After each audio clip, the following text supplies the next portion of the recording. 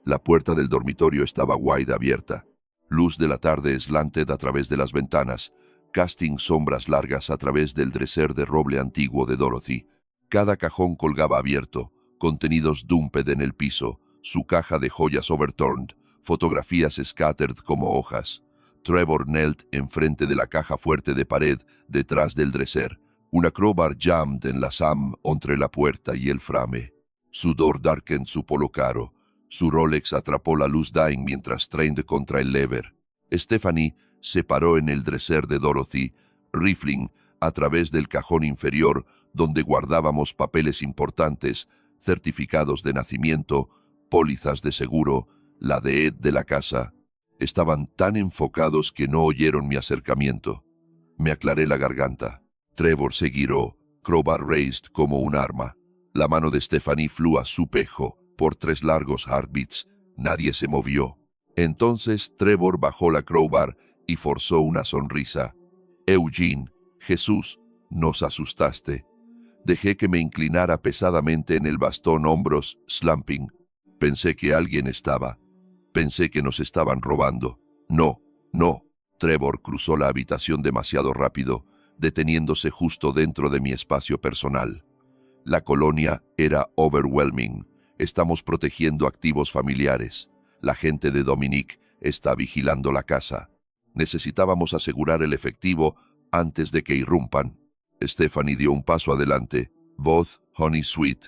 Intentamos llamarte papi. No contestaste. Ella nunca me había llamado papi, siempre papá, o solo Eugene, cuando estaba enojada. Estábamos tan preocupados. Parpadeé lentamente jugando mi parte. Estaba en la oficina del Dr. Brennan. Algo sobre el análisis de sangre de Dorothy. No recuerdo qué dijo. Intercambiaron una mirada, rápida, nerviosa.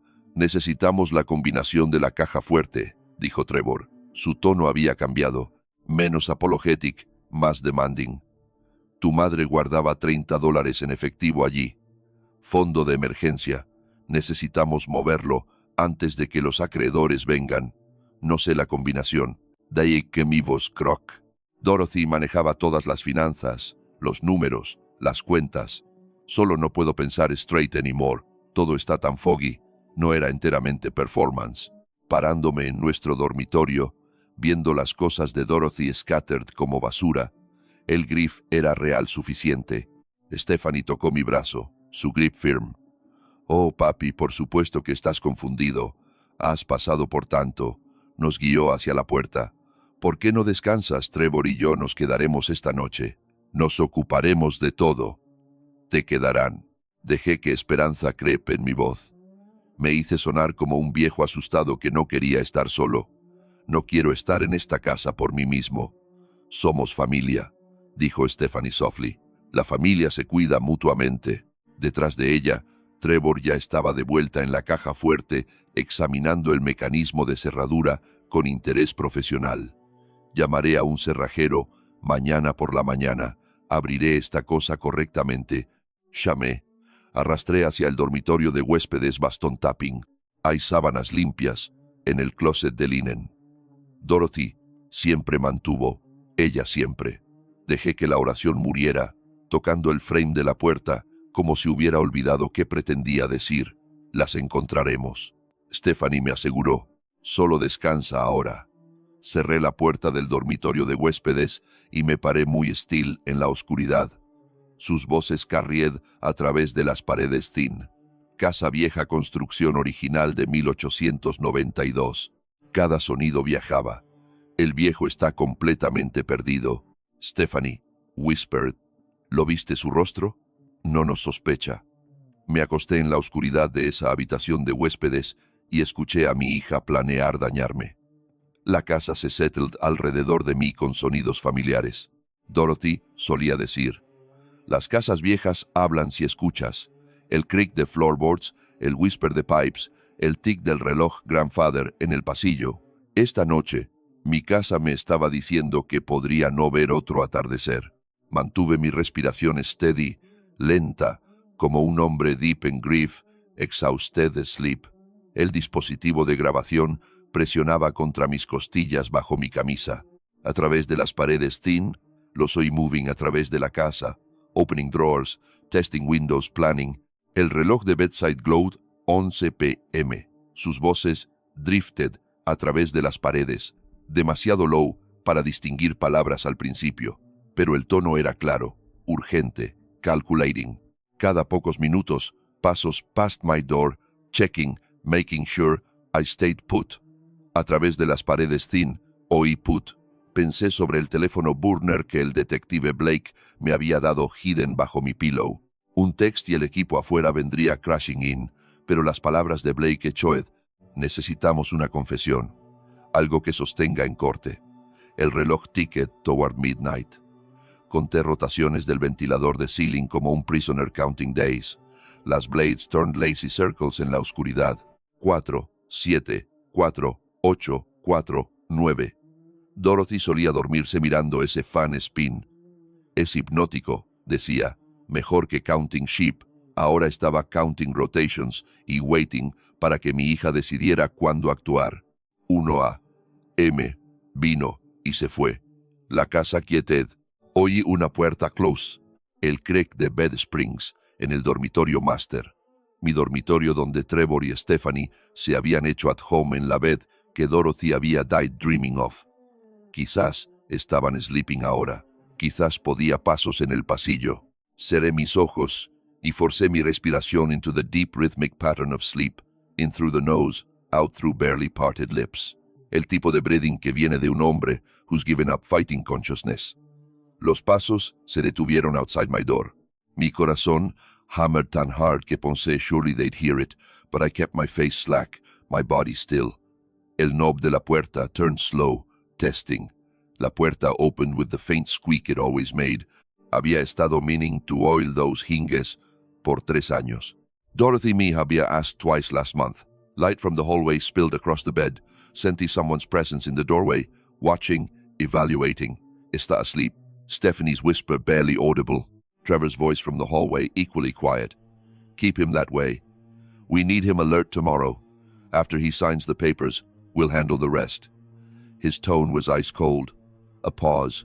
Then Stephanie, uncertain. What do you mean? He's old. Old people have accidents. Trevor's words came slow and deliberate. Falls. Heart attacks. No one questions it. The door clicked shut. Their footsteps retreated down the hallway. A door closed. Then, silence. I lay there in the darkness, rage and terror warring in my chest. My own daughter standing in my doorway, discussing my death, like she was planning a grocery list. Dorothy would have been devastated. No, Dorothy had been devastated. That's why she documented everything in that journal. Why? She tried to warn me 5 years ago when Stephanie first brought Trevor home. There's something wrong about him, she'd said. I can feel it. I told her she was being overprotective. I waited until the house fell silent again. When? 2:30 a.m., according to the clock. Then I slid the burner phone from under my pillow and typed out a message to Detective Blake, thumbs clumsy in the darkness. They're planning for tomorrow. Overheard them discussing accident. Need extraction soon. The response came within 60 seconds. Hold position. We're monitoring the house. Lawyer arrives 9 a.m. Let them think they're winning. We need the confession. I typed back. Overheard them at my door. Planning accident after I signed papers. Trevor said, old people have accidents. Recording device getting all of it. Good. Stay strong, Mr. Porter. Sunrise is 4 hours away. We move at 9. 4 hours. I had to survive 4 more hours. I set the phone back under the pillow and stared at the ceiling. The fan blades turned their endless circles. 112, 113, 114. Somewhere in this house in the bed I'd shared with Dorothy for 37 years, my daughter slept soundly, planning to get rid of me so she could collect insurance money and pay off her husband's debts. The rage that filled me was so pure, it almost burned away the fear. Almost 3 mere 4 mere 5 mere 4. The sky outside began to lighten. Grey dawn filtered through the curtains. Dorothy had made herself stitching them by hand, because she said store-bought never hung quite right. I heard movement in the kitchen. Coffee brewing, the clink of mugs, normal morning sounds from a profoundly abnormal situation. 6 a.m., 7 a.m. I stayed in bed playing the exhausted, grieving widower who couldn't face another day. Let them think I was broken. confused, easy to manipulate. At 7:45, I finally shuffled out of the guest room, leaning heavily on my cane. Stephanie was in the kitchen, brewing coffee like she owned the place. "Good morning, Daddy. Did you sleep a little?" I made my voice thin, uncertain. "Is the coffee ready?" "Almost." Her smile was warm, caring, the smile of a beautiful daughter. Vernon Pike called. "He'll be here at 9 to help with the paperwork. We'll get everything sorted out." I nodded slowly like a man too tired to argue. At 8 a.m. exactly, someone knocked on the front door. That knock wasn't at the front door. It was Stephanie, rapping softly on the guest bedroom door. "Daddy, are you awake?" I sat up slowly, making sure she heard the groan of effort. "I'm up." The door opened. Stephanie stepped in, carrying a breakfast tray like she was playing housewife in some twisted sitcom. Coffee, scrambled eggs, toast with butter, orange juice in a glass Dorothy had bought at an estate sale 15 years ago. "Good morning." Her smile was bright, too bright. "I made breakfast just the way you like it." She set the tray on the nightstand. The coffee cup steamed dark and aromatic, the kind of bold roast Dorothy used to make every Sunday morning. I reached for the cup, wrapping both hands around it, let the warmth seep into my palms, brought it close to my face, and inhaled. "Thank you, sweetheart. This is very thoughtful." "Of course." She perched on the edge of the bed, watching me. "A friend of Trevor's is coming by at 9. A lawyer, Vernon Pike. He's going to help us sort out the estate paperwork." "Very routine." I held the cup but didn't drink. "That's very efficient of you. We just want to make sure everything's handled properly. You know how complicated these things can get." Her hand touched my arm. "Why don't you get dressed? We want you looking your best." "I will." She stood, smoothing her dress.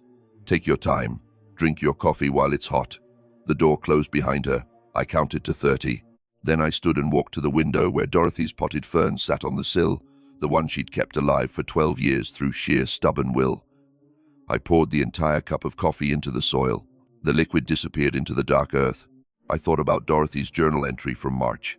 Stephanie brought tea again, dumped it in the azaleas when she wasn't looking. Something about it doesn't smell right. Dorothy's azaleas wilted 2 weeks later. Sudden wilt, no explanation. This fern would be dead by tonight. But I wouldn't be. I rinsed the cup in the guest bathroom sink, filled it with water, and drank that instead. Then I got dressed. Khaki slacks, button-down shirt, the outfit of a confused old man trying to look respectable for official business. At 8:55, I shuffled out to the living room, leaning on my cane. Trevor was there pacing near the front window, watching the street. His Rolex caught the morning light, the expensive watch of a man who owed $560,000 by Friday. Stephanie emerged from the kitchen. "Would you like more coffee, Daddy?" "No, thank you. I'm fine." At 9 a.m. exactly, the doorbell rang.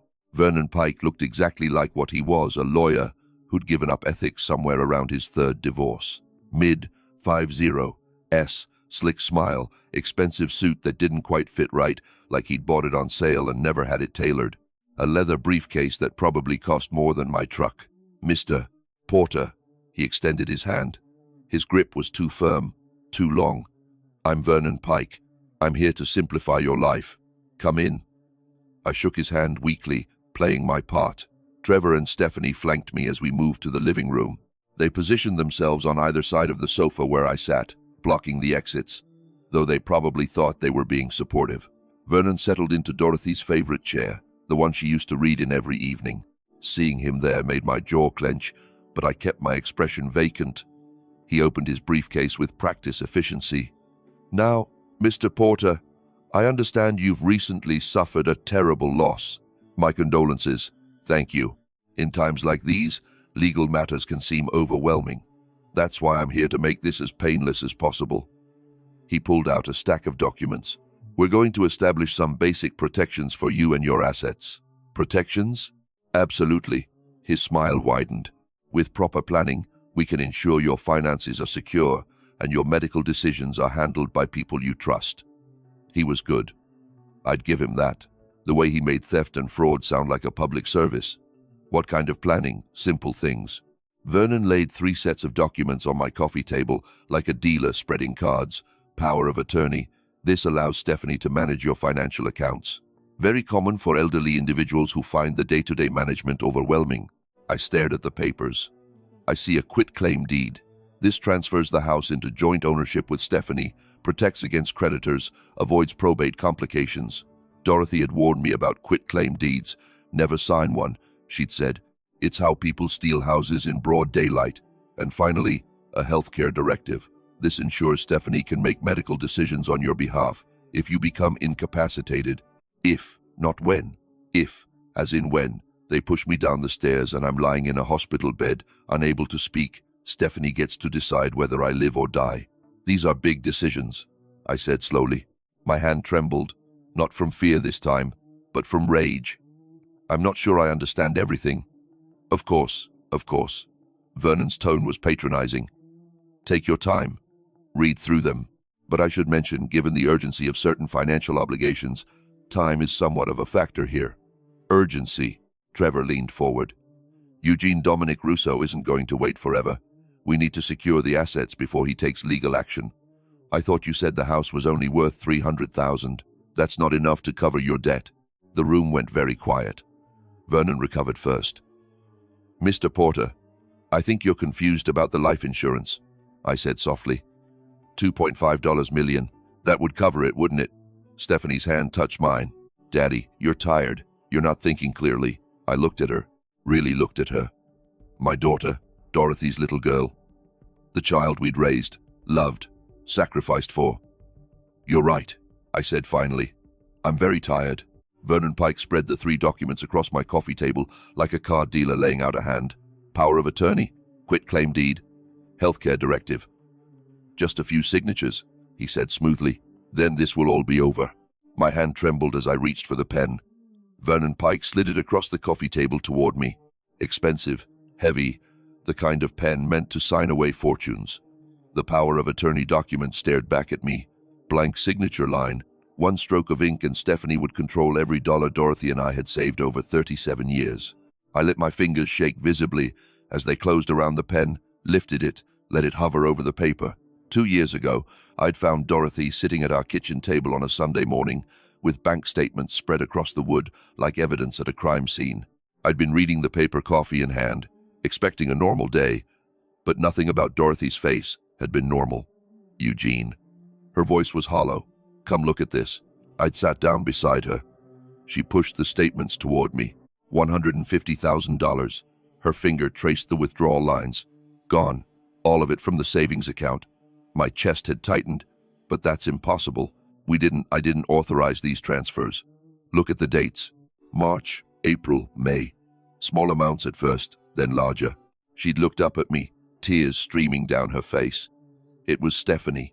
We'd confronted her that afternoon, right here in this living room where I now sat with a lawyer trying to steal everything we had left. Stephanie had cried like her heart was breaking, mascara running, hands shaking. I'm so sorry, Mum. I'm so sorry. Trevor got into gambling deep. These men, they threatened him, threatened to hurt him. I didn't know what to do. Dorothy had pulled her close. Sweetheart, why didn't you come to us? We could have helped. I was ashamed. I thought I could fix it myself. Everyone makes mistakes. Dorothy's voice had been so gentle, so forgiving. We'll get through this together. Dorothy had used her inheritance money from her mother, who died 3 years earlier, to cover the debt, every penny of it. $150,000 gone in an afternoon to save our daughter from her husband's mistakes. Stephanie had hugged Dorothy so tight. I promise, Mom. I swear this will never happen again. Never. Dorothy had believed her. But 1 year ago, I'd found Dorothy in her home office staring at her computer screen like it had just told her the world was ending. I'd walked in to ask about dinner and stopped cold at the look on her face. Dorothy. She didn't look up, just pushed the monitor toward me. Her investment account, the one she'd inherited from her father years before that. Her safety net, her rainy day money, she'd called it. The screen showed a balance of $862. It should have shown $340,000. It's gone. Her voice was flat, dead. All of it. She did it again. Maybe there's an explanation, she promised Eugene. Dorothy's eyes had met mine, and I'd seen something break in them. She looked me in the eye and promised, and I believed her. Dorothy, no. She'd stood suddenly furious. Not this time. This time she learns. This is me loving her enough to teach her consequences. She'd called Judge Harrison Caldwell that afternoon, her employer of 15 years, a man who'd seen countless families torn apart by theft and lies. "I want to file charges," Dorothy had told him. "Embezzlement, fraud, whatever applies." I'd heard her crying in our bedroom that night. I'd held her while she sobbed. "I'm doing this because I love her," she'd whispered. "She'll hate me now, but maybe someday she'll understand." 6 months later, Dorothy was dead. "Mr. Porter," Vernon Pike's voice snapped me back to the present. I blinked, realizing I'd been staring at the papers for too long. The pen still hovered above the signature line, my hand still trembling. "Are you all right?" Stephanie's hand on my shoulder. Concern that would have seemed genuine if I didn't know what she'd done. "I need to use the bathroom." Trevor's hand clamped down on my other shoulder. "Can it wait? We're almost done here." I looked up at him. Let my voice go thin and ready. "I'm an old man with a weak bladder. Do you want me to explain the mechanics of that here, or would you prefer I handle it privately?" Stephanie's face twisted with disgust. "Fine, but hurry up." I stood slowly, gripping my cane, shuffled across the living room toward the guest bathroom, every step deliberate, feeble. Behind me, Vernon's voice. "Perhaps we should take a short break. Let Mr. Porter collect himself." I closed the bathroom door, locked it. The click echoed louder than it should have. My hands stopped shaking. I pulled out the burner phone and typed fast. "They're getting impatient. Don't know how much longer I can stall." Blake's response came within seconds. "Keep going. We need them to mention Dorothy, connect themselves to what happened to her." I typed back. "How about the investigation? About what Dr. Brennan told you? Make them think you know more than you do. Let them panic." Outside the bathroom door, I heard footsteps, pacing, waiting. I put the phone away, flushed the toilet, ran the water in the sink, letting it run long enough to sound convincing. I opened the door and walked back into the living room. 3 faces turned toward me. Stephanie tried to smile. Trevor's jaw was tight. Vernon Pike checked his watch. Expensive, but not as expensive as Trevor's Rolex. I lowered myself onto the sofa, slowly gripping my cane. Let them see an old man who'd barely made it to the bathroom and back. Now then, Vernon arranged the documents again. All business. Where were we? I didn't reach for the pen. Instead, I said, "I've been thinking about Dorothy. Dad, this isn't the time. This is exactly the time." My voice shook, but not from fear. From rage I'd been holding back for days. She went so suddenly. The doctor said it was natural causes. But I keep thinking about those last few weeks. Vernon shifted in his seat. "Mr. Porter, grief is natural, but we really should." How weak she was. I kept talking like he hadn't spoken. How confused. Dorothy was sharp as a tack her whole life. Managed Judge Caldwell's books for 15 years without a single error. Then suddenly she couldn't remember what day it was. Stephanie's hand touched my arm. "Daddy, she was sick. That's what happens." She kept saying something was wrong. I pulled my arm away. Said the tea tasted strange, bitter, but also sweet, like someone was trying to cover up a bad flavor. The room went very quiet. She said her medication seemed different, tasted metallic. I told her she was imagining things. I looked at Stephanie. I didn't listen. I should have listened. Trevor cleared his throat. "Eugene, you're upset." "Understandable, but these documents, and then there's the money." I turned to face him directly. $340,000 disappeared from our accounts over the past year. Vernon Pike's briefcase clicked shut. The sound was too loud in the silent room. It forged checks. I recognized the handwriting. "Stephanie, it was yours." Her face went white.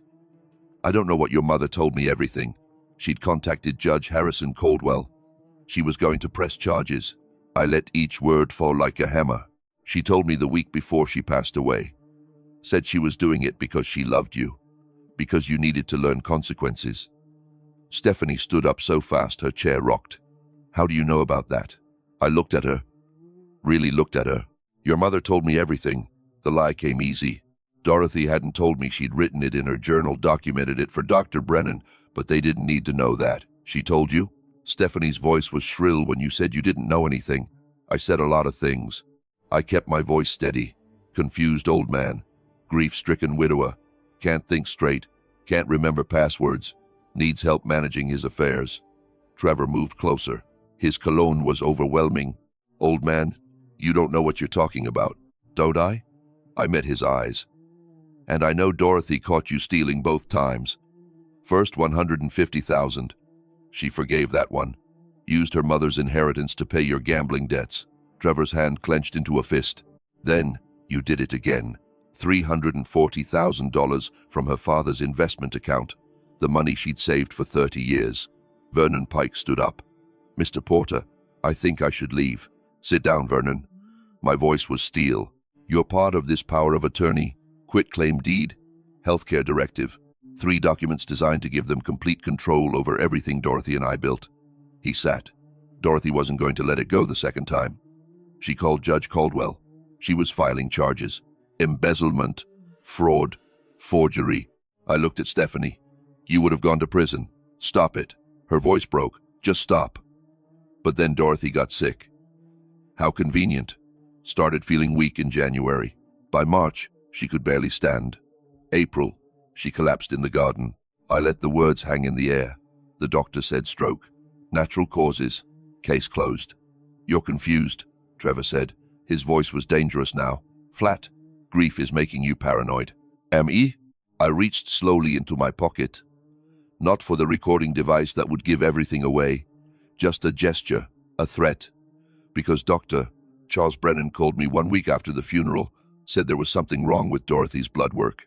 Stephanie's hand flew to her mouth. Said someone should have caught it earlier. Asked if I'd noticed anything strange in the weeks before she passed away. Vernon Pike was halfway to the door. Sit down, Vernon. You're going to want to hear this. He froze. I told Dr. Brennan about the tea, about how Dorothy said it tasted bitter, about how Stephanie brought tea every Sunday, always from that special shop she liked. I turned to my daughter. What was in that tea, Stephanie? Nothing. I don't. This is insane. Dad, you're not well. The grief is I'm not the one who's not well. I stood up, not needing the cane anymore. Let them see me strong, clear-eyed, dangerous. Dorothy was poisoned slowly over months. Someone who had access to her food, her medication, someone who visited every week. Trevor stepped forward. His face was dark with rage. Old man, you don't know what you're talking about. I looked at him, really looked at him, at the expensive watch bought with stolen money, at the cologne meant to cover the smell of desperation, at the hands that had held my wife's medication bottle. I don't know, I said quietly. I know about the digoxin. Puedo sentir la tensión construyéndose, y espero que tú también. Si aún estás aquí, deja un comentario diciéndome tus pensamientos. ¿Qué crees que hará Trevor cuando se dé cuenta de que ha sido atrapado? Genuinamente quiero oír tu opinión. Nota rápida. Esta historia incluye elementos ficticios diseñados para efecto dramático. Si preferirías no continuar, está completamente bien. Pero si estás listo para lo que viene, abróchate el cinturón. La palabra digoxina hung in the air like a gunshot. The room froze. Trevor's face went white. Stephanie's mouth opened, but no sound came out. Vernon Pike's hand was still on his briefcase handle, halfway to standing. I kept my voice calm, steady. I know you refilled Dorothy's digoxin prescription 7 times in 6 months. Let that sink in. Watch their faces at 3 different pharmacies across Richmond. Trevor's jaw clenched. CVS on West Broad Street, Walgreens on Monument Avenue, Rite Aid in Carytown. I pointed at Stephanie. All under your name. Each pharmacy name landed like a blow. Stephanie took a step backward, her hand reaching for the wall. I know that medication was found in her blood at levels 4 to 5 times higher than normal. My voice was still calm, but something had shifted in the room. The air felt heavy, dangerous. Dr. Brennan prescribed 0.25 milligrams once daily. Dorothy's blood showed 8.3 nanograms per milliliter. That's not an accident. Vernon Pike set his briefcase down slowly. His face had gone gray. She was poisoned slowly, deliberately, over 6 months. Small amounts added to her tea, to her food, enough to mimic natural causes. Trevor's hands clenched into fists. You can't prove anything. You're just a confused old man making wild accusations. Grief does that, makes people paranoid. His voice was smooth, practiced. Stephanie's laugh came out shrill. Dad, please. You're not well. No one will believe you. Maybe not. I reached slowly into my jacket pocket. Trevor tensed, fighter stance, ready to move. I pulled out the recording device, small, black, size of a lighter, held it up between my thumb and forefinger. pointed to the small red light, blinking steadily on its side. But they'll believe this. For 3 heartbeats, nobody moved. Then comprehension dawned on their faces. Trevor's face flushed crimson. Stephanie's hand flew to her mouth. Vernon Pike took a step toward the door. You recorded us. Stephanie's voice was barely a whisper. Everything I said. The coffee this morning, the documents, your conversation at 2 a.m. Every single word. Absolute silence. Then Trevor moved. He was fast. Terrifyingly fast. He crossed the room in 3 strides. His hands closed around my throat. The impact drove me backward. My cane clattered to the floor. My back hit the wall, picture frames rattling. You stupid old man. His face was inches from mine, twisted with rage. You think you can trap us? I couldn't breathe. My hands clawed at his fingers, but he was too strong. His grip was iron. 20 years younger, 40 pounds heavier, desperate. All you had to do was sign. His voice was raw animal. I play the confused old widower, sign the papers and fade away. The recording device fell from my hand. I heard it skitter across the hardwood floor, sliding toward the fireplace. My vision started to narrow, black spots dancing at the edges. I heard Stephanie screaming, but the sound seemed far away. Trevor's cologne was overwhelming. His Rolex pressed cold against my neck as his grip tightened. We needed that money. His breath was hot on my face. Dominic would have ended me. My lungs burned. Fire in my chest. My throat was being crushed. 20 years in the Air Force. 2 combat deployments in hostile territory. I'd survived surface-to-air missiles, equipment failures at 30,000 feet. I wasn't going to die in my own living room. I brought my knee up hard, fast, military training, overriding panic. Trevor grunted. His grip loosened for just a second. Half a second, but it was enough. I sucked in half a breath before his hands tightened again. You should have stayed confused. His voice was breaking now, raw, desperate. You should have just signed the papers and passed away quietly like Dorothy. The words hit harder than his hands. Like Dorothy, he just said it out loud with witnesses. He just confessed on tape. My vision was going dark, the edges closing in like a tunnel, everything narrowing to Trevor's rage-twisted face and Stephanie's voice high and panic somewhere behind him. Trevor, stop. You're going to hurt him. That's the point. Vernon Pike's voice distant. This is insane. I'm leaving. My vision tunneled. Trevor's face started to fade. The pressure on my throat was overwhelming. Everything started going dark. Then I heard an explosion. Voices. So many voices. Footsteps like thunder. Hands grabbed Trevor, yanking him backward. His grip on my throat released. I collapsed, gasping. Police. Nobody move. My vision swam. Blurred shapes in tactical gear. Black uniforms. Weapons drawn.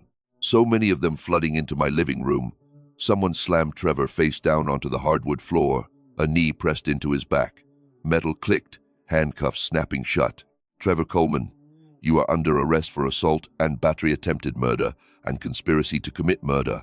Stephanie screamed, you can't do this. He's lying.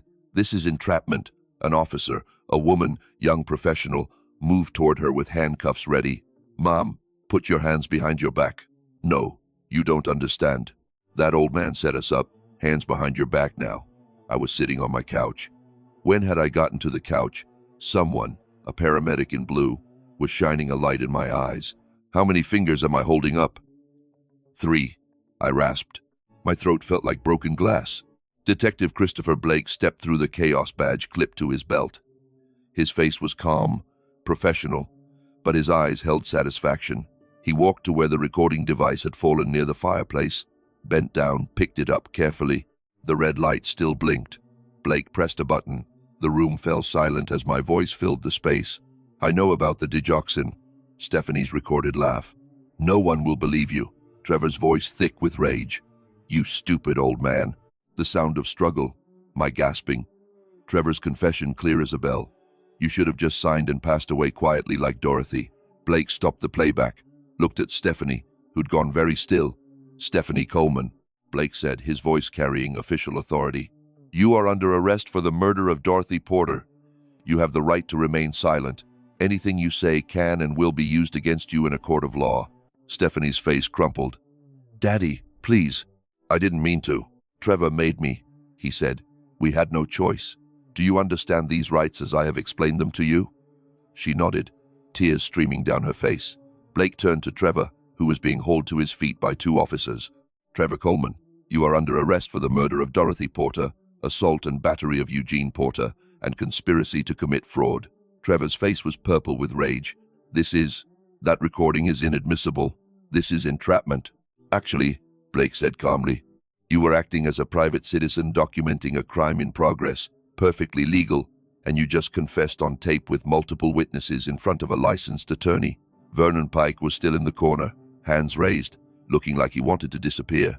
They led Trevor and Stephanie out in separate directions. Stephanie was crying. Trevor was shouting about lawyers and rights. Officers guided them through my front door, out onto Monument Avenue, where neighbors had gathered. I watched from my porch, a paramedic's hand still gentle on my throat. "Bruised," she said, windpipe intact. "Lucky. 2 separate police cars, standard procedure, keep the suspects apart." Trevor went in the first car, still shouting. Stephanie in the second, silent, now staring at nothing. The neighbors watched. Mrs. Patterson from next door, the Johnsons from across the street, all of them staring. Phones out, recording, the modern way of bearing witness. The police cars pulled away, lights flashing red and blue against the evening sky. Then it was just me and the crime scene, Tex and Detective Blake, standing in my living room that no longer felt like home. "You should get that throat checked at the hospital," Blake said. I'm fine." He didn't argue, just handed me a card. "My direct line, you'll need to come in tomorrow, give a formal statement, but tonight you should rest." "Rest? In the house where Dorothy passed away, where my daughter had planned my murder. I'll stay with Gerald," I heard myself say. Blake nodded. "Good, don't stay here alone tonight." He left. The Tex left. Eventually, everyone left. I stood in my empty living room as the sun set, painting the walls orange and purple. 3 days later, Detective Blake came back. He sat across from me at my kitchen table, the same table where Dorothy had discovered the first theft 2 years ago, and laid out a manila folder. "We found something else during the investigation," he said carefully. He pulled out photographs. A small house in Arlington, a woman, young, maybe 28, standing on the porch. Pretty blonde, nothing like Stephanie. Trevor had a mistress. Blake said he used $140,000 of the stolen money to buy this house for her, put it in her name. He was planning to leave Stephanie after he collected the insurance money. My stomach turned. Only $200,000 went to Dominic Russo to pay off the gambling debts. The rest, $140,000, went to this woman. Stephanie had no idea. "She killed her mother for him," I said slowly, "and he was going to leave her anyway." Blake nodded. "She killed her mother for a man who was already planning his exit. Dorothy passed away for nothing, less than nothing, for a lie wrapped inside another lie." I sat in my empty house that night, the house Dorothy and I had bought 37 years ago, the house we'd filled with memories and love, and a daughter who'd grown up to poison her own mother. Stephanie had killed Dorothy for a man who'd already bought a house for someone else. Dorothy had passed away for a number, for money that was already spent, for a betrayal stacked on top of another betrayal. She passed away for nothing at all. The weeks after the arrest blurred together like a fever dream. I couldn't sleep. Every time I closed my eyes, I felt Trevor's hands around my throat, smelled his cologne, heard Stephanie's voice, "Daddy, please." I couldn't eat. Gerald Thompson brought casseroles from the church ladies. They sat untouched in my refrigerator until they spoiled. The anger consumed me. It burned through my chest like acid, eating away at everything until there was nothing left but rage. Gerald found me one afternoon sitting in Dorothy's chair. I hadn't showered in 3 days, hadn't changed clothes. "Eugene," his voice was gentle but firm. "You need help, brother. Professional help. This anger is going to kill you." "Good," I said. "No." He pulled up a chair. "Not good. Dorothy wouldn't want this. She'd want you to survive, to heal." "How?" The word came out raw. "How do I live knowing my daughter poisoned her mother, knowing I didn't listen when Dorothy tried to warn me?" Gerald was quiet for a long moment. "Then you get help. You talk to someone who knows how to handle trauma." 2 days later, I found myself in an office on the west side of Richmond. A woman in her late 40s with kind eyes and graying hair sat across from me. "I'm Dr. Laura Brennan," she said. "I specialize in trauma counseling, grief, family betrayal." So I told her all of it. Dorothy's collapse, the funeral, the investigation. Trevor's hands around my throat, Stephanie being led away in handcuffs. When I finished, she was quiet. "And what's the hardest part?" she finally asked. I should have listened to Dorothy. The words burst out of me. 5 years ago, she warned me about Trevor. She knew, and I dismissed her. Tell me about that. 5 years ago, it had been a Thursday evening in late September. Stephanie wanted to bring someone home for dinner. Someone special. Trevor Coleman walked into our house wearing a suit that probably cost more than my monthly mortgage. Expensive watch. That cologne that made my eyes water. He shook my hand too firmly, held it too long, smiled with his mouth, but not his eyes. Dorothy made pot roast, her specialty. Trevor complimented everything, asked all the right questions about my Air Force career, about Dorothy's work with Judge Caldwell. He was smooth, practiced. After they left, Dorothy pulled me into the kitchen. Her face was troubled. "I don't trust him," she said. "You just met him." "I know, but something about him feels wrong. His eyes are cold. He looks at Stephanie like she's an asset, not a person." "You're being overprotective," I'd said. "Stephanie's a grown woman." "Eugene." She'd grabbed my arm, her grip tight. "My gut is telling me this man is going to hurt her. Hurt us. Your gut isn't always right, honey." But it had been. Dorothy's gut had been screaming danger, and I told her she was imagining things. Back in Dr. Brennan's office, tears ran down my face. "I chose peace over protection," I said. "Dorothy passed away knowing I didn't believe her, didn't trust her judgment." "Mr. Porter," Dr. Brennan leaned forward. "You couldn't have known Trevor would become a man who would harm someone. Intuition isn't the same as evidence, but I could have tried. I could have asked questions, done background checks, something. And now Dorothy is gone. Stephanie is in jail awaiting trial, and I have to testify against my own daughter." My voice broke. "How do I do that?" "You're not testifying against Stephanie," Dr. Brennan said gently.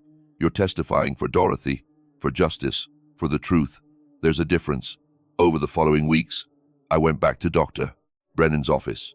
We talked about guilt, about grief, about the complexity of loving someone who's done something unforgivable. "You can mourn the daughter you thought you had," she told me, while still holding accountable the woman she became. 8 months passed. 8 months of therapy, of nightmares, of prosecutors visiting my house preparing me to testify. They showed me evidence, walked me through what questions would be asked. "She'll likely try to make eye contact," the lead prosecutor warned me, "to play on your emotions. It's a common defense tactic." I visited Dorothy's grave every week, sat on the bench under the oak tree, and talked to her. "I got them, honey. I'd say I'm getting justice for you. I'm so sorry I didn't listen, but I'm making it right now. I promise." Gerald came with me most times, didn't say much, just stood there solid and present, a reminder that I wasn't alone. The prosecutors were thorough. We went over my testimony again and again until I could recite it in my sleep. The pharmacy records, Dorothy's journal entries, the recording of Trevor's confession. "You were extraordinarily brave, Mr. Porter," the lead prosecutor told me. I didn't feel brave. I felt old, tired, broken. But I'd made a promise to Dorothy, and I was going to keep it. 8 months after the arrest, on a cold February morning, I stood in front of my bathroom mirror and straightened my tie. The same black suit I'd worn to Dorothy's funeral, the same white shirt, the same black shoes. Gerald waited downstairs. He'd offered to drive me. I'd accepted. "You ready?" he asked when I came down. "No," I said, "but it doesn't matter." We drove to the Richmond County Courthouse in silence. The building loomed ahead, gray stone and white columns, the weight of justice pressing down from every angle. I climbed the steps slowly. Gerald walked beside me. This time, I wasn't burying my wife. I was burying my daughter. The Richmond County Courthouse rose before me like a monument to justice or judgment. Gray stone, white columns, heavy doors that had swung open for countless trials over the past century and a half. Gerald walked beside me up those steps, his hand on my elbow, steadying me even though I didn't need it. Inside the courtroom was packed, every seat filled, media in the back rows, cameras prohibited, but notebooks out, pens ready. I recognized faces from the neighborhood, Mrs. Henderson, the Johnsons, people who'd brought casseroles after Dorothy passed away, now here to watch me testify against my daughter. The judge's bench sat elevated at the front, imposing. To the left, the jury box held 1-2 faces, 7 women, 5 men, strangers who would decide my daughter's fate. The prosecution table on the right, two defense tables on the left, separated by several feet. Stephanie at one, Trevor at the other. Separate trials, the prosecutor had explained, but conducted simultaneously for efficiency. Same evidence, same witnesses, two juries hearing the same story, reaching their own conclusions. I took my seat in the gallery, waited. The bailiff called the court to order. The judge, a woman in her 60s with steel-gray hair and sharp eyes, entered. Everyone stood, sat, the machinery of justice grinding into motion. The first time I testified was about Dorothy's final months. The bailiff led me to the witness stand, his hand gentle on my elbow like I might break. I placed my hand on the Bible. "Do you swear to tell the truth, the whole truth, and nothing but the truth? So help you God." I looked at Stephanie. She sat rigid at the defense table, hands folded, eyes down. She wouldn't look at me. "I swear." The lead prosecutor, a woman named Jennifer Davis, mid-40s, sharp and professional, approached. "Mr. Porter, can you describe your wife's condition in the months before she passed away?" I took a breath, thought about Dorothy sitting at our kitchen table, confused about what day it was, about her stumbling in the hallway, grabbing the wall for support. She was weak, confused. She'd forget things, simple things like whether she'd taken her medication. She complained about feeling dizzy, nauseous. My voice caught. She said the tea tasted wrong, bitter, but also sweet, like someone was trying to mask a bad flavor. And who brought her tea during this period? Stephanie, my daughter. She visited every Sunday for 6 months. Always brought tea from a shop she liked. Did you think anything was suspicious at the time? No. The word came out hollow. I thought Dorothy was being paranoid, getting old. I didn't listen. 3 days later, I was back on that witness stand. This time, Miss Davis asked about money. "Mr. Porter, were you aware of any financial discrepancies in your wife's accounts?" 2 incidents. The first was 2 years ago, the $150,000 missing from our joint savings. Dorothy traced it to Stephanie. Forged signatures, forged authorization forms. What happened? Dorothy forgave her, used her mother's inheritance to cover the debt. Stephanie promised it would never happen again. And did it happen again? Yes. 1 year ago, $340,000 from Dorothy's personal investment account, money she'd inherited from her father. The courtroom was silent. Even the reporters had stopped writing. What did Dorothy do? She called Judge Harrison Caldwell, her employer. She was filing criminal charges, embezzlement, fraud, forgery. Miss Davis nodded. And when did Dorothy pass away? 6 months later. She let that timeline hang in the air. 6 months after deciding to press charges, Dorothy was dead. My final testimony was the hardest. A week into the trial, Miss Davis walked me through the day of the confrontation. Tell the jury what happened at the funeral reception. I overheard Trevor and Stephanie talking. They needed $560,000 by that Friday. Someone named Dominic Russo was threatening them. They were planning to pressure me into signing a power of attorney to what happened next. I went home. The front door was open. The house had been ransacked. They were trying to break into the wall safe in our bedroom, and that night, I heard them through the walls planning. Stephanie said I was confused, that I didn't suspect them. Trevor talked about how old people have accidents, falls, heart attacks. Stephanie's lawyer shot to his feet. Objection, hearsay. The judge looked at me. Mr. Porter, did you record this conversation? Yes, Your Honor. Objection overruled. The recording will be entered as evidence. The prosecution played the tape. The courtroom fell silent as Trevor's voice filled the space, cold and calculating. Old people have accidents, falls, heart attacks. No one questions it. Then my voice trembling. I know about the digoxin, the struggle, Trevor's rage, his confession. You should have just signed and passed away quietly like Dorothy. When the recording ended, several jurors were crying. Stephanie sat with her head in her hands. Trevor stared straight ahead, jaw clenched. The defense attorneys tried. They really tried. Stephanie's lawyer approached during cross-examination, his tone sympathetic. Mr. Porter, you've been through a terrible trauma. You're grieving. Isn't it possible your hearing aids malfunctioned, that you misheard? My hearing aids work perfectly, I said calmly.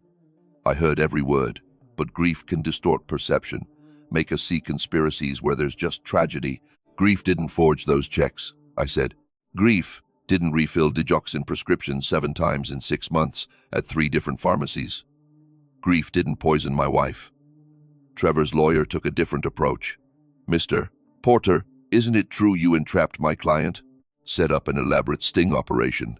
I documented a crime in progress, I said with the guidance of law enforcement. You wore a wire. You provoked him. I asked questions about my wife's death. He chose to attack me. He chose to confess. Then came Trevor's testimony. His lawyer tried to paint him as a victim, but Trevor couldn't help himself, couldn't resist shifting blame. Stephanie wanted her mother dead, he said from the stand, his voice flat. She came to me with the plan, said we needed the insurance money, said her mother was going to destroy her with those criminal charges. I just helped my wife. Stephanie's face went white.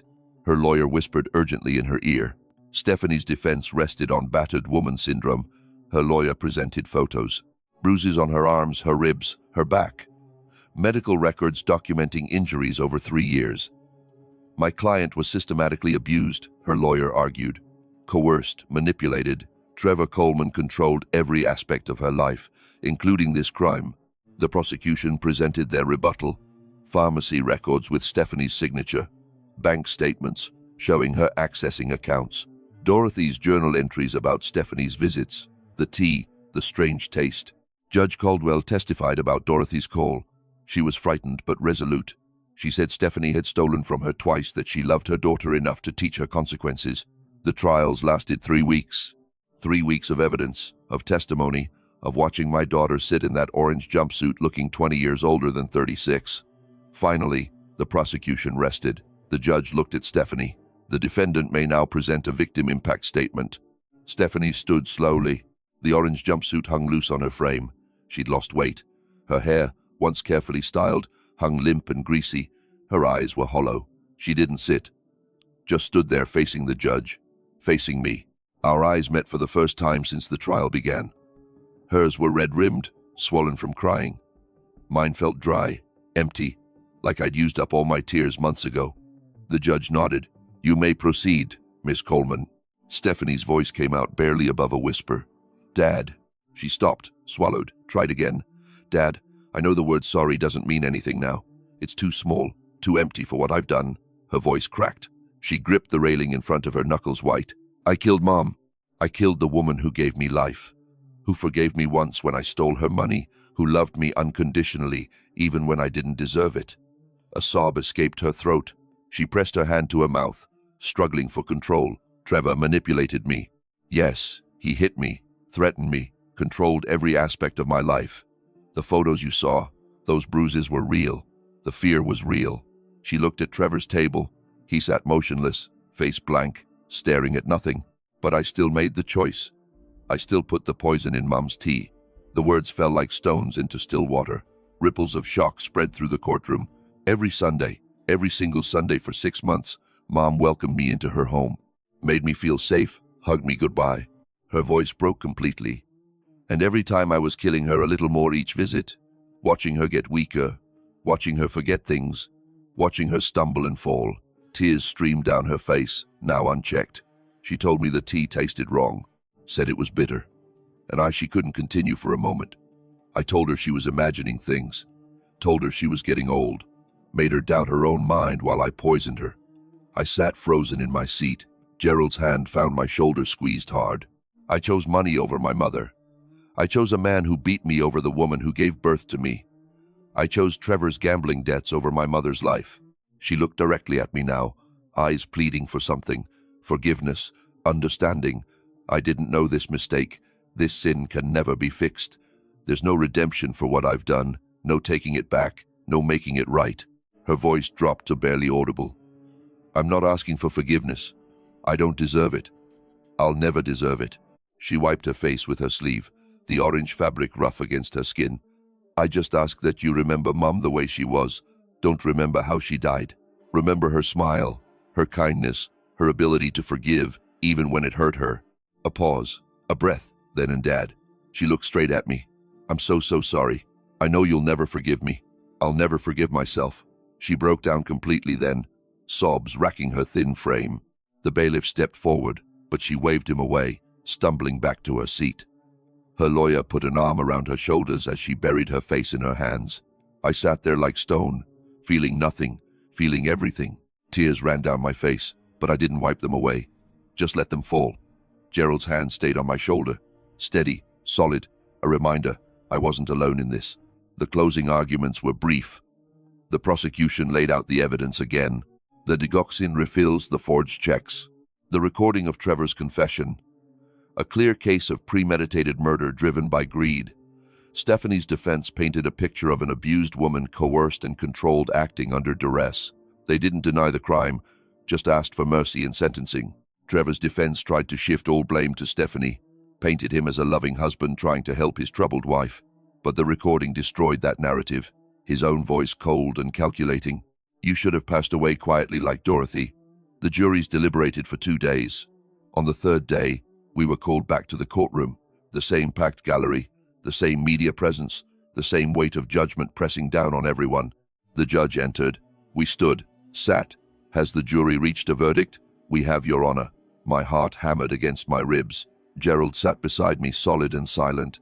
In the matter of the Commonwealth of Virginia versus Trevor Coleman on the charge of first-degree murder, how do you find guilty? Stephanie's shoulders shook with silent sobs. On the charge of conspiracy to commit murder, guilty. On the charge of attempted murder of Eugene Porter, guilty. Trevor's face remained blank, emotionless, like he'd expected this all along. The judge turned to the second jury to in the matter of the Commonwealth of Virginia versus Stephanie Coleman on the charge of first-degree murder. How do you find a long pause, then guilty? I closed my eyes, felt the words settle into my bones. 3 weeks later, we gathered again for sentencing. The judge looked at Trevor first. Mr. Coleman, you have been found guilty of first-degree murder, conspiracy to commit murder, and attempted murder. Your actions were calculated, premeditated, and showed a complete disregard for human life.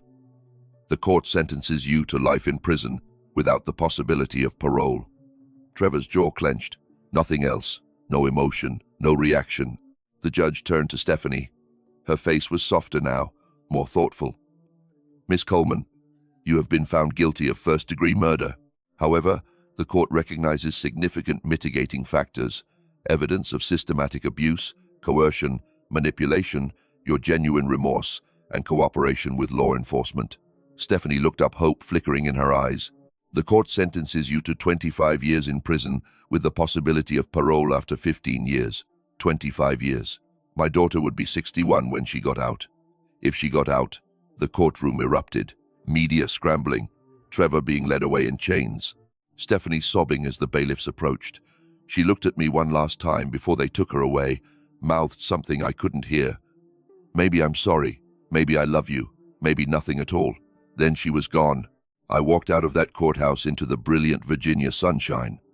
Gerald walked beside me, silent. The steps seemed steeper than they had 3 weeks ago. The air felt heavier. You okay? Gerald asked quietly. I didn't answer right away. Just stood there on the courthouse steps, feeling the sun on my face. I don't feel victorious, I finally said. I don't feel satisfied. I just feel empty, hollowed out, like someone scooped everything out of me and left just the shell. Gerald nodded, didn't try to fix it, didn't offer platitudes, just stood there beside me. Justice had been served. The killers had been convicted. Dorothy's murder had been avenged. But none of it brought her back, and none of it healed the hole where my family used to be. The courtroom chapter is closed, but Eugene's journey continues. If you're still here, comment below and let me know what would you do next if you were him. Could you forgive? Could you move on? Share your perspective. Just a heads up, this narrative includes fictional details for storytelling impact. If you'd prefer not to continue, that's fine. But if you want to see where this story leads, let's keep going together. 3 months after the sentencing, I sat alone in the house on Monument Avenue. The same house Dorothy and I had bought 37 years ago. The same house where we'd raised Stephanie.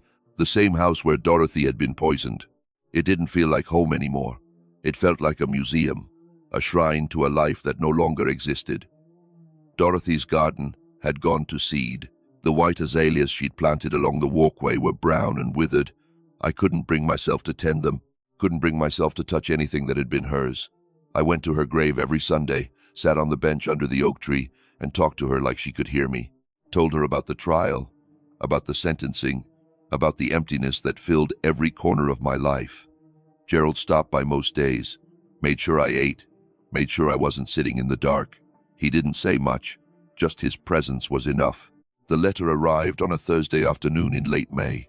I'd been sorting through Dorothy's things, a task I'd been avoiding for months. Her closet still smelled like her perfume. Her reading glasses sat on the nightstand where she'd left them the morning she collapsed. The mailman knocked. A registered letter requiring signature I signed without looking carried the envelope inside. Prison return address, Virginia Correctional Center for Women. Stephanie's name in the corner. My first instinct was to throw it away unopened. I stood at the kitchen trash can, envelope in hand, for a full minute, but something stopped me. Maybe curiosity. Maybe the faint hope that she'd written to apologize again. Maybe just the need to read her handwriting one more time. I opened it. The handwriting was shaky, uncertain, nothing like Stephanie's usual precise script. Dad, I don't deserve to write to you. I don't deserve anything from you after what I've done. But I have to tell you this. I'm pregnant. 3 months along. My hands started shaking. I had to sit down. The baby is Trevor's, conceived before everything fell apart. Before the arrest, before the trial. I don't deserve to ask you for anything after what I did to Mom. After what I did to you. But this baby is innocent. This baby carries your blood, Dorothy's blood. I can't raise a child in prison. The baby will be born here and taken into state custody unless I know I have no right to ask. But would you please, Dad? Don't let my child pay for my sins. Stephanie. I crumpled the letter, threw it across the kitchen. It hit the refrigerator and fell to the floor. A baby. Stephanie was having a baby. Trevor's baby. The child of 2 murderers. I grabbed my phone, called Gerald. She wants me to take the baby, I said when he answered. My voice was raw, angry. How can I do that? Every time I look at that child, I'll see Trevor. I'll see Stephanie. I'll see the people who killed Dorothy. Gerald was quiet for a long moment. Then you'll also see Dorothy's grandchild. An innocent life. What would Dorothy want? Dorothy's dead because of them. I know, brother. I know. His voice was gentle but firm. But this baby didn't choose its parents. Didn't choose any of this. This child is a victim, too. I hung up, sat in my empty kitchen, and stared at the crumpled letter on the floor. The weeks that followed were a blur of internal warfare. Part of me wanted to refuse, to let the state take custody, to wash my hands of anything connected to Stephanie and Trevor. But another part, the part that had loved Dorothy for 37 years, kept hearing Gerald's question, what would Dorothy want? I made an appointment with Dr. Laura Brennan. I don't know if I can do this, I told her. Raise the child of the people who murdered my wife. Look at that baby every day and not feel rage. Dr. Brennan leaned forward. Mr. Porter, this child didn't choose their parents. They didn't choose to be born into this tragedy. They're as much a victim as anyone. But how do I separate the child from what their parents did? By choosing to every day, by deciding that this innocent life deserves better than the sins of their parents. I thought about Dorothy, about her capacity for forgiveness, about how she'd given Stephanie a second chance, even after the first theft. She'd been wrong to do that. It had cost her everything, but this was different. This was a child who hadn't done anything wrong, hadn't stolen, hadn't poisoned, hadn't killed. I remembered something Dorothy had said to me years ago when we were discussing Stephanie's childhood. We'd been sitting in this same kitchen, coffee cooling on the table between us. Family isn't just blood, Eugene, she'd said. It's who you choose to love, who you choose to protect, who you choose to show up for. I wrote back to Stephanie 2 weeks later. I will take the baby. Not for you, not for Trevor, for the child, for Dorothy's memory. But understand this. I'm not doing this to forgive you. I'm doing this because an innocent child deserves a chance at life, deserves to know they're wanted. The baby will know who their grandmother was. The real Dorothy, not the woman you poisoned. The woman who loved unconditionally, who forgave too easily, who saw the best in people even when they didn't deserve it. Don't write to me again unless it's about the child's health. Eugene. The months passed slowly. I converted Dorothy's old sewing room into a nursery, painted the walls a soft yellow, bought a crib, baby clothes, diapers, books about infant care. Gerald helped me put together the furniture, didn't comment on the tears that occasionally ran down my face while we worked. 12 months after the arrest, my phone rang at 2, 0 inches the morning.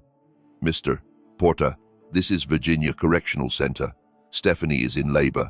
The baby will be born at the prison hospital. You should come.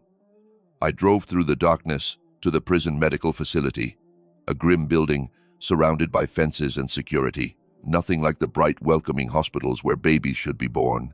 They let me into the delivery room after the birth. Stephanie lay in the hospital bed, exhausted and pale. A nurse held a small bundle wrapped in a white blanket. It's a girl, Stephanie whispered. Healthy, 7 pounds 2 ounces. The nurse handed me the baby. She was so small, so perfect. Tiny fingers, dark hair, eyes squeezed shut against the harsh fluorescent lights. Stephanie watched me hold her daughter. Tears streamed down her face. She's beautiful, Stephanie said. She looks like Mom. I looked at the baby in my arms, at the tiny face that held no knowledge of murder or betrayal or poison. Just innocence, just possibility. I don't deserve her, Stephanie whispered. I don't deserve you. No, I said quietly. You don't, but she does. I want to name her Dorothy, Stephanie said. After Mom, so her name lives on, so something good comes from all this. Dorothy. The name hit me like a physical blow. This tiny perfect child carrying the name of the woman her mother had killed, but somehow it felt right. Felt like justice of a different kind. Dorothy, I repeated softly, looking down at the baby. Dorothy Porter. I held baby Dorothy for only a few minutes in that prison hospital. The nurses needed to prepare her for foster care processing and permanent custody transfer. But in those minutes, I whispered a promise into the space where she'd just been born. I'll tell you about your grandmother, the real Dorothy, the one who loved without limits. I'll make sure you know who she was. I brought baby Dorothy home from that prison hospital when I was 58 years old. Too old to be starting over with an infant. Too broken to know if I had anything left to give. But somehow we made it work. The first year was sleepless nights and fumbling through diaper changes. Gerald showed up most mornings with coffee and patience, teaching me things I'd forgotten from when Stephanie was a baby. Dr. Laura Brennan continued our therapy sessions. You're processing grief by becoming a father again, she told me. I didn't feel brave, I felt exhausted. But when baby Dorothy smiled at me for the first time, really smiled, something in my chest cracked open. By year 3, Dorothy was toddling through the garden where her grandmother had collapsed. I taught her to call me Grandpa. Together, we planted white roses in the beds Dorothy had tended for decades. Year 5 brought kindergarten.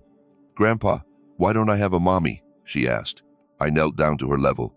You do have a mommy, sweetheart. Your mom made mistakes, big mistakes, but she loves you very much. She had to go away for a long time.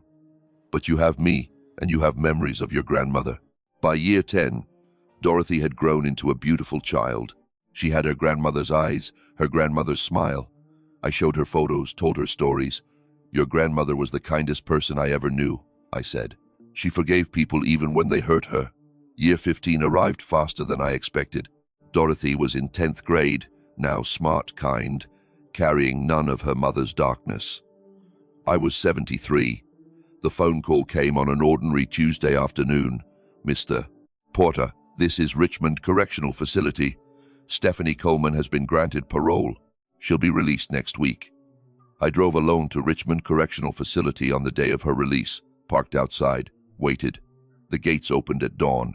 Stephanie stepped out into the Virginia sunshine, 51 years old, now gray-haired and gaunt, wearing donated civilian clothes that hung loose on her thin frame.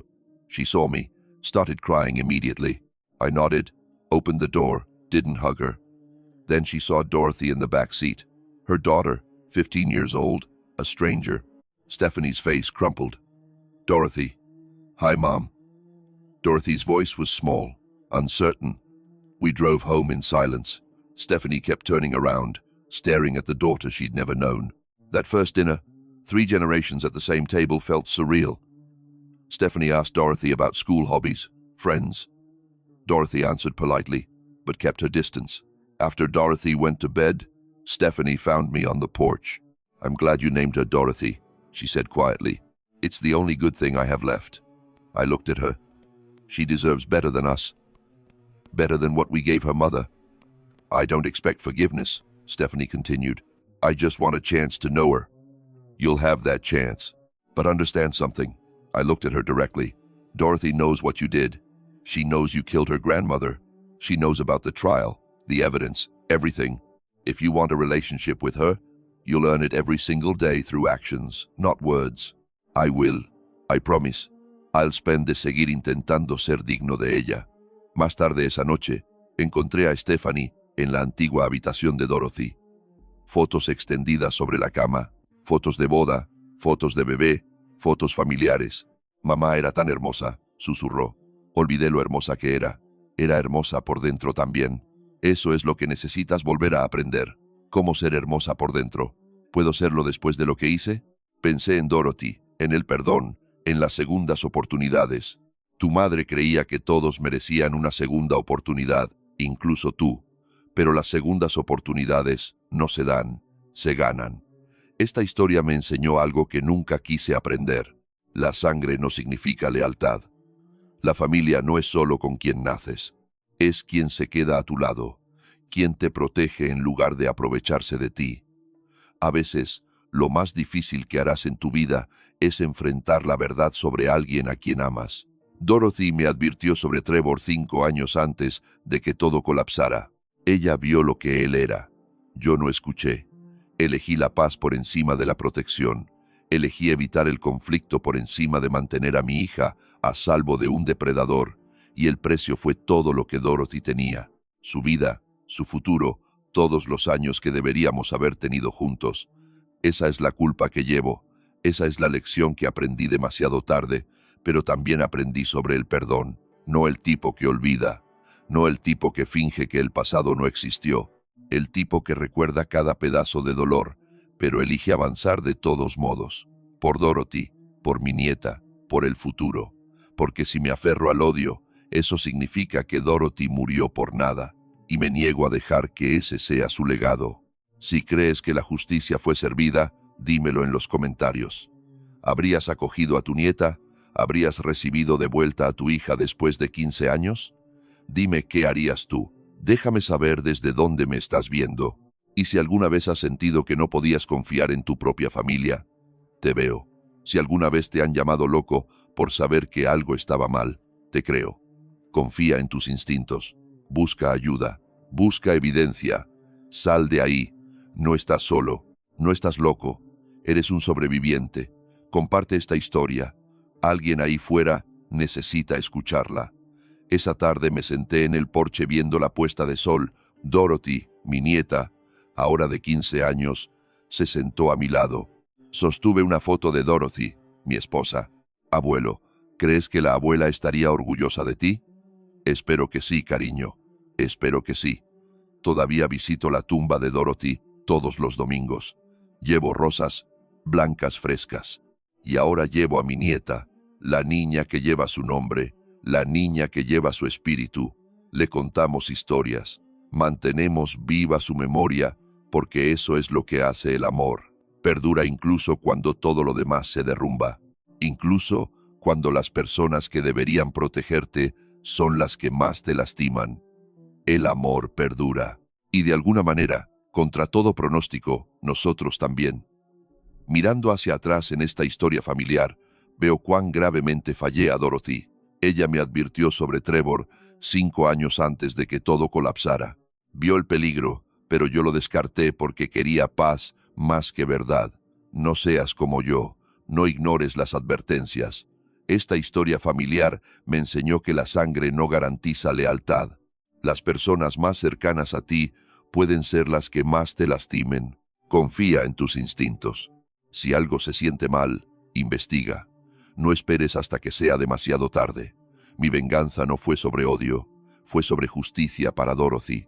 Ese dispositivo de grabación, esa confrontación, ese juicio, fueron mi manera de honrar su memoria.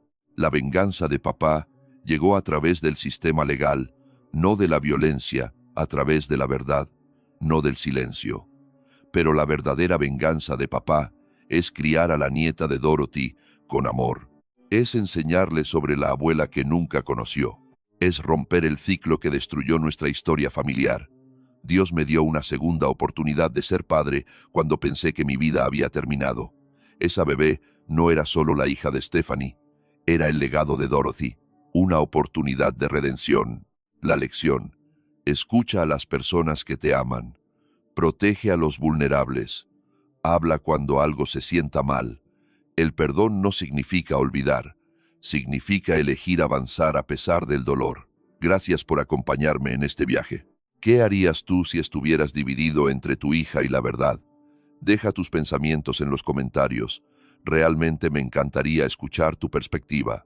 Si esto resonó contigo, suscríbete para no perderte futuras historias. Nota rápida. Aunque está arraigada en temas reales sobre traición familiar, algunos detalles han sido dramatizados para impacto narrativo.